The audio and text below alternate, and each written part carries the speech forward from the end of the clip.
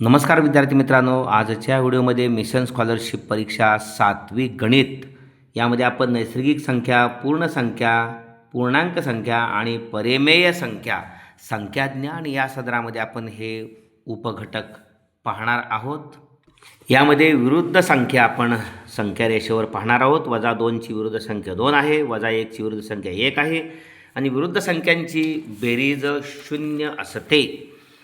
या ठिकाणी दोन विरुद्ध संख्यांची बेरीज 0 असते. आपण पाहिलंच, विरुद्ध संख्यांच्या जोडीला बेरीज व्यस्त संख्यांची जोडी म्हणतात. -3 आणि 3 7/8ची विरुद्ध संख्या -7/8. आता पूर्णांक संख्यांचा मोठेपणा पाहत असताना आपण जसजसं उजवीकडून डावीकडं जावं तसतशी संख्या लहान होत जाते. म्हणजे 3पेक्षा 2 लहान, 2पेक्षा 1 लहान, 1पेक्षा 0 लहान, 0पेक्षा -1 लहान, -1पेक्षा -2 लहान, -2पेक्षा -3 लहान, अशा पद्धतीनं. आणि जसं जसं उजवीकडे जावं तसतशी संख्या मोठी होत जाते. -2 -3पेक्षा मोठी, -1 -2पेक्षा मोठी, 0 -1पेक्षा मोठी, 1 0पेक्षा मोठी, 2 1पेक्षा मोठी, 3 या ठिकाणी 2पेक्षा मोठी म्हणजे 3 या -3पेक्षा मोठी. ओके, अशा पद्धतीनं संख्यारेषेवर उजवीकडील प्रत्येक संख्या ही तिच्या लगतच्या डावीकडील संख्येपेक्षा 1ने मोठी असते. म्हणजे -1 -2पेक्षा 1ने मोठी आहे, 0 -1पेक्षा 1ने मोठी आहे, 2 1पेक्षा 1ने मोठी आहे. उजवीकडील संख्या डावीकडील लगतच्या संख्येपेक्षा 1ने मोठी असते. ओके, अशा पद्धतीनं म्हणजे या ठिकाणी नमूद केले. 3 2पेक्षा मोठी, 2 1पेक्षा मोठी, 1 0पेक्षा मोठी वगैरे. आपण धनसंख्या 0 आणि ऋणसंख्या विचारात घेऊन त्यांच्यामधील लहान मोठेपणा ठरवू शकतो. धनसंख्या ही मोठी असते ऋणसंख्येपेक्षा, म्हणजे 5 -2पेक्षा मोठी आहे. -3 ही -6पेक्षा मोठी आहे, कारण उजवीकडं -3 राहते. -3च्या डावीकडं -6 येते. उजवीकडची संख्या ही डावीकडच्या संख्येपेक्षा मोठी असते. 0 हे -2च्या डावीकडं राहते, त्यामुळं 0 -2च्या उजवीकडे राहते, त्यामुळं 0 मोठे -2पेक्षा, 9 7पेक्षा मोठे, 5 0पेक्षा मोठी आहे. पूर्णांक संख्यांचा गुणाकार 2 धनपूर्णांक संख्यांचा धनपूर्णांक येतो गुणाकार, म्हणजे 3 × 5 दोन्ही धन आहेत, त्यामुळं 3 5 15. पण एक धन पूर्णांक आणि एक ऋणपूर्णांक यांचा गुणाकार ऋणपूर्णांक येतो, म्हणजे 7 × -3. एक धन आहे, एक ऋण आहे, -21 गुणाकाराला. एक -8 आहे, दुसरी 9 आहे, 9 8 72. एक धन आणि एक ऋण यांचा गुणाकार ऋणच असतो. ओके, आणि दोन पूर्णांकांचा गुणाकार धनपूर्णांक असतो. ऋण धन, 9 × 54 अधिक 54. पूर्णांक संख्यांचा भागाकार पूर्ण संख्या किंवा अपूर्णांक असतो. 8ला 4ने भागलं 2 हा पूर्णांकाला, आणि 7/2 3 अधिक 1/2 म्हणजे 3.1/2 हा अपूर्णांक येतो. 7ने 2ला पूर्ण भाग जात नाही, म्हणून बेत्रिक 6, म्हणून 3चा भाग उरला 1. 7मधून सगळ्याला उरला 1 आणि 2ने भागलं, म्हणून 3 अधिक 1/2. धनपूर्णांकाला ऋणपूर्णांकाने भागणे. धनपूर्णांकाला ऋणपूर्णांकाने भागणे 5/-3. या ठिकाणी वेगवेगळ्या पद्धतीने मांडणी केल्या. एक धन आणि ऋण यांचा गुणाकार शेवटी ऋणच असतो. या ठिकाणी -3ला 5 चिन्ह असलं काय, किंवा हे वजा चिन्ह वरती 5ला असलं काय, अधिक वजा वजाच. या ठिकाणी 5/-3 म्हणजे 5 × 1 आणि -3 म्हणजे -1 × 3, तोच अर्थ. 5 × 1 भागिले -1 × 1/3 तोच अर्थ. 5 × 5/1 × -1 × 1/3 तोच अर्थ. 5 × -1 भागिले 3 तोच अर्थ, -5/3. ओके, ऋणपूर्णांकाला ऋणपूर्णांकाने भागणे. ऋण धन, जसा 2 ऋण संख्यांचा गुणाकार धन असतो, तसा 2 ऋण संख्यांचा भागाकार धन असतो. वजा अधिक 11/5, अंतिम 11/5. ओके, त्या पद्धतीनं मधले टप्पे लिहिलेत. एका पूर्णांक संख्येला दुसऱ्या शून्यत्र पूर्णांक संख्येने भागले की मिळणारा भागाकार लिहिताना छेद हा धनपूर्णांक संख्या असावी हा संकेत आहे. म्हणजे या ठिकाणी 9/-5. एका पूर्णांक संख्येला दुसऱ्या शून्यत्तर पूर्णांक संख्येने भागले की मिळणारा भागाकार लिहिताना छेद हा धनपूर्णांक संख्या असावी हा संकेत आहे. म्हणजे या ठिकाणी 9/-5 5. इथं छेद हा ऋण आहे, तो धन असावा आणि हे वजा चिन्ह वर घेतलेलं आहे, -9/5. तर 6 -11/-3 वजा अधिकच. ओके, छेदाला ऋणचिन्ह न देता हे अंशाला द्यावं. या ठिकाणी जर यम ही पूर्णांक संख्या असेल, यम अधिक 1 ही लगतची मोठी पूर्णांक संख्या असते. यम व यम अधिक 1 यांच्या दरम्यान एकही पूर्णांक संख्या नसते. उदाहरणार्थ 5 आणि 5 अधिक 1 बरोबर 6. 5 आणि 6 यांच्या दरम्यान एकही पूर्णांक संख्या नाही. 5 आणि 7मध्ये 6 ही पूर्णांक संख्या आहे, पण 5 आणि 6मध्ये पूर्णांक संख्या नाही. 8 ते 9मध्ये पूर्णांक संख्या नाही. शून्याने कोणत्याही संख्येला भागता येत नाही. उदाहरणार्थ 3/0 हा भागाकार अर्थहीन आहे किंवा आपण अनंत म्हणतो, इन्फिनिटी याचं उत्तर येतं. परिमेय संख्या पुढचा पॉईंट आहे. पी हा कोणताही पूर्णांक आहे आणि पी क्यू या हा शून्योत्तर पूर्णांक आहे. पी हा अंश आहे तो कोणताही पूर्णांक आहे आणि क्यू हा शून्योत्तर पूर्णांक म्हणजे शून्य नसलेला. छेद जो आहे ना क्यू, तो शून्य नसलेला पाहिजे. जर शून्य झाला तर याची अवस्था येईल 3/0 अर्थहीन. तसं जर क्यू शून्य झाला तर पी या पूर्णांकाला शून्यानं भागणं म्हणजे अर्थहीन. म्हणून क्यू शून्य असता कामा नये. छेदावर बंधन आहे. 5/7 -11/8 15/17 या परिमेय संख्या आहेत. परिमेय संख्येचे दशांश रूप. आता खंडित रूप म्हणजे भागाकार संपणारा. 135ला 12नं भागायचे या संख्येला, या संख्येचे दशांश रूप काढू. आता याचं दशांश रूप काढताना 11नं 135ला भागताना 12नं 135ला भागताना प्रथम 13ला भागले. 12 एके 12, 13मधून 12 गेला, उरला 1. हा वरचा 5 घेतला, 15 झाले. 15ला 12नं भागायचं आहे. 12 एके 12, 15मधून 12 गेले, उरले 3. आता आपण शून्य घेणार आहे जादा, म्हणून दशांश चिन्ह दिलं इथं 11 पॉईंट. 3वर शून्य दिल्यानंतर 30 झाले. 30च्या पुढं जायचं नाही. 12चा पाडा मोजायचा. 12 दोन्ही 24, 12 त्रिक 36 मोठी संख्या होते. 12 दोन्ही 24, 30मधून 24 गेले, उरले 6. 6वर पुन्हा शून्य घेतले, 60 झाले. 60 हे 12च्या पाड्यात आहे. 12 पंचे 60 आणि बाकी शून्य म्हणजे 135ला 12नं भागून खंडित दशांश रूप म्हणजे बाकी शून्य उरले 11.25. याला खंडित रूप म्हणायचं. ओके, खंडित दशांश रूप. आता 3.1/5ला दशांश रूप द्यायचं आहे. 3.1/5 म्हणजे हा छेद आहे 5, 3 पूर्णांक आहे आणि अंश त्याचा 1 आहे.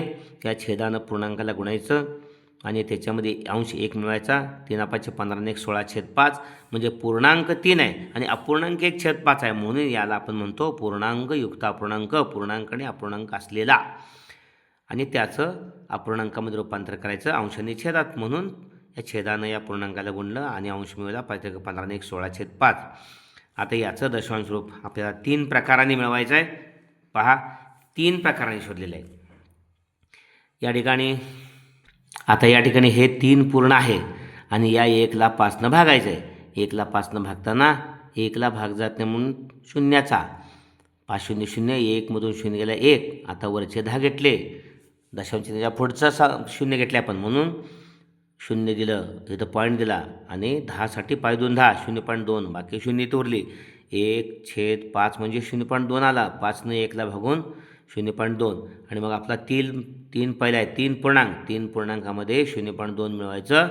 3.2 उत्तर मिळालेलं आहे. ओके, आता पहा दुसरी पद्धत. 16ला 5नं भागायचं आहे. 16साठी 5 त्रिक 15, 16मधून 15 गेला, उरला 1.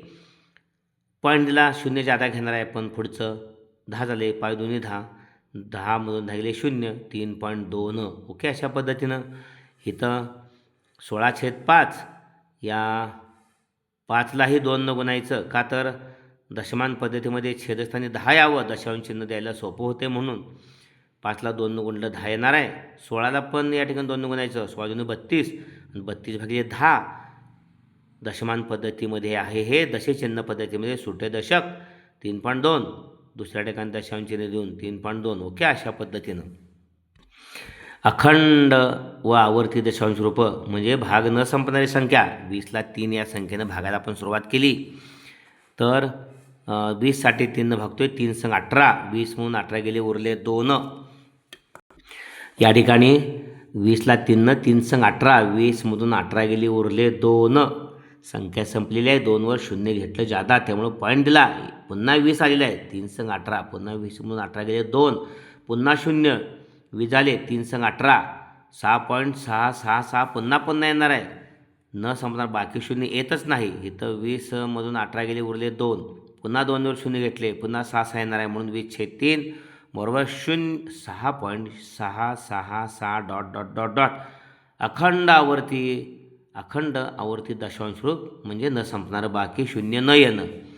ओके, या ठिकाणी 6.666 पुन्हा येते, 6 पुन्हा येते म्हणून हा भागाकार 6.6च्या डुकर डॉट करतात. म्हणजे हा डॉट काय सांगतोय, हे 6 पुन्हा पुन्हा येते. ओके, अशाच पद्धतीनं समजा 0.3736 ही संख्या पुन्हा यायला लागली तर 37 पुन्हा पुन्हा येते म्हणून 0.37च्या डुकर 12 आडवी रेषा. 5.7214 7214 पुन्हा पुन्हा येते म्हणून 7214 या 4 संख्येच्या गटावर आडवी रेषा मारायची. ओके, शून्यसुद्धा ही परिमेय संख्या आहे, कारण या ठिकाणी आपल्याला 0/2 0/3 अशा स्वरूपात आपण लिहू शकतो. अंश आणि छेद या स्वरूपात लिहू शकतो. ज्या परिमेय संख्यांचे अंश आणि छेद यांची चिन्हे समान असतात ती परिमेय संख्या धन असते. म्हणजे समजा या ठिकाणी इथं 2/3, 2 आणि 3चं चिन्ह अधिकच आहे त्यामुळे ती धनसंख्या आहे. ओके, अंश आणि छेद यांची चिन्ह वजा आहेत, दोघांची पण चिन्ह, त्यामुळं वजा वजा अधिकच. म्हणजे या ठिकाणी ज्या अंश आणि छेद यांची चिन्ह समान असतील तर ती धनपरिमेय संख्या असते. परंतु अंश आणि छेद यांची चिन्ह भिन्न असतात, एक अधिक असेल आणि एक वजा असेल. समजा या ठिकाणी आपण 7/-2 हे 7चं चिन्ह अधिक आहे आणि 2चे चिन्ह वजा आहे, चिन्ह भिन्न आहेत. तर 7/-2 म्हणजेच -7/2 चिन्ह भिन्न असतील, एक वजा आणि अधिक, तर ती परिमेय संख्या ऋण असते. परिमेय संख्यांचा छेद नेहमी धनरूपात लिहितात. ऋण परिमेय संख्या -4/9 -4/9 अशी लिहितात, ही अशी सुद्धा लिहितात. पण हे वजा चिन्ह छेदाला कधी द्यायचं नाही. 9/5 ही धनपरिमेय संख्या या ठिकाणी ही धनपरिमेय संख्या आहे आणि -5/13 ही ऋणपरिमेय संख्या आहे. ओके, दिलेल्या परिमेय संख्येशी समान असलेला परिमेय संख्या पुढील पद्धतीनं आपल्याला मिळवता येते. त्या परिमेय संख्येचे अंश आणि छेद एका शून्योत्तर पूर्णांकाने गुणले. म्हणजे उदाहरणार्थ आपल्याला 7/2 या संख्येला समान असणारी परिमेय संख्या शोधायची आहे. 7लाही अंशालाही 3 न गुणायचं आणि छेदालाही 3 न गुणायचं, त्यामुळे 7×21 भागिले 2×6 7/2 आणि 21/6 ह्या दोन्ही संख्या समानच आहेत. यांची तिरकस गुणाकार करून तर पहा. 7 × 6 7 चौकोन 42, 21×2 42, तिरकस सगुणक समान आहेत म्हणून या दोन्ही परिमेय संख्या समान आहेत. अंशाला आणि छेदाला एकाच संख्येनं गुणलेलं आहे आणि मिळणारी जी परिमेय संख्या आहे ती मूळ परिमेय संख्ये एवढीच असते. ओके, अशा पद्धतीनं संख्येचं अतिसंक्षिप्त रूप म्हणजे तरी काय, एखाद्या परिमेय संख्येला संक्षिप्त रूप देता गेल्यास शेवटी अशी परिमेय संख्या मिळते की जिचा अंश आणि छेद यांचा 1 आणि -1 या व्यतिरिक्त सामायिक अवयव नसतो. ही संख्या दिलेल्या परिमेय संख्येचे अतिसंक्षिप्त रूप असते. ओके, उदाहरणार्थ 21/6 याला आपण 3×7=21 आणि 3×2=6. आता या 7ला 1 न गुणायचं, 2ला 1 न गुणायचं, गुणाकार काय बदलत नाही. म्हणजे 1 व्यतिरिक्त दुसरा कुठला सामायिक अवयव नसला पाहिजे, म्हणजे अतिसंक्षिप्त रूप झालं. पदावली सोडवण्याचे नियम आहेत, यातच आपल्याला पाहायचं आहे. राशीत एकापेक्षा अधिक क्रिया असतील, अधिकच्या असेल, वजाबाकीचे असेल, बेरजेचे असेल, वजाबाकीचे असेल, गुणाकाराचे असेल, या क्रिया असतील तर ह्या क्रिया डावीकडून उजवीकडे ज्या क्रमाने आल्या आहेत त्या क्रमाने करायच्या. नंतर बेरजे आणि वजाबाकी शेवटी करायच्या. म्हणजे ज्या राशीत एकापेक्षा अधिक क्रिया असतील तर भागाकार आणि गुणाकार या क्रिया डावीकडून उजवीकडे ज्या क्रमाने असतील त्या क्रमाने करायच्या. पहिल्यांदा भागाकार असेल, नंतर गुणाकार असेल, भागाकार करायचा, नंतर गुणाकार. पण पहिल्यांदा गुणाकार असेल, नंतर भागाकार असेल तर गुणाकार करायचा, नंतर भागाकार आणि शेवटी बेरीज वजाबाकी करायची. ओके, 30 × 10 + 5 भागिले 5 + 4 या ठिकाणी 10/5 हा गुणाकार अगोदर केला आहे, हा भागाकार अगोदर केला आहे, 5 दुनी 10. कारण 30 आपण 10ला गुणलं तर हे भागिले 10ला आहे, 30 गुणिले 10ला हे भागिले नाही, हेही लक्षात घ्या. 30 10 300 झालं तर 300/5 होऊन बसल. 30चा भागाकारात काहीही संबंध नाही. 10/5 म्हणजे 5 2 2 आलं, पलीकडे 4 आहे, पुढं +4. इथं पाठीमागं 30 आहे. गुणाकार अगोदर करायचा, 30 दुनी 60 आणि शेवटी बेरीज वजाबाकी असेल. 60 आणि 4 64. इथं पहा 40/10 अधिक 3 कंसात आहे, 10 अधिक 3 वजा 8 कंस पुन्हा +5 बोडमास या नियमानुसार या ठिकाणी ब्रॅकेट कंस सोडवायचा. 10 आणि 3 13, 13मधून 8 गेले 5 उरले, म्हणून 40/5 अधिक 5 भागाकार अगोदर 40/5 45 आणि अधिक 5 8 आणि 5 13. ओके. क्रियांचा क्रम स्पष्ट होण्यासाठी एकापेक्षा जास्त वेळा कंसांचा उपयोग करावा लागतो, क्रियांचा क्रम समजावा म्हणून. ओके. त्यासाठी साधा कंस असाही करतात, चौकट कंस असाही करतात, महिरूप कंस असाही करतात. ओके. अशा पद्धतीनं यावरील स्वाध्याय आपण लगेचच पुढील व्हिडिओमध्ये पाहणार आहोत. या ठिकाणी जरूर हा व्हिडिओ आपण स्वतः लाईक करा आणि आपल्या सर्व 7वीतल्या शिष्यवृत्तीधारक विद्यार्थ्यांना, शिष्यवृत्तीला बसलेल्या विद्यार्थ्यांना तो शेअर करा. व्हिडिओ आवडला असेल तर कमेंट बॉक्समध्ये कमेंट्स द्या. धन्यवाद.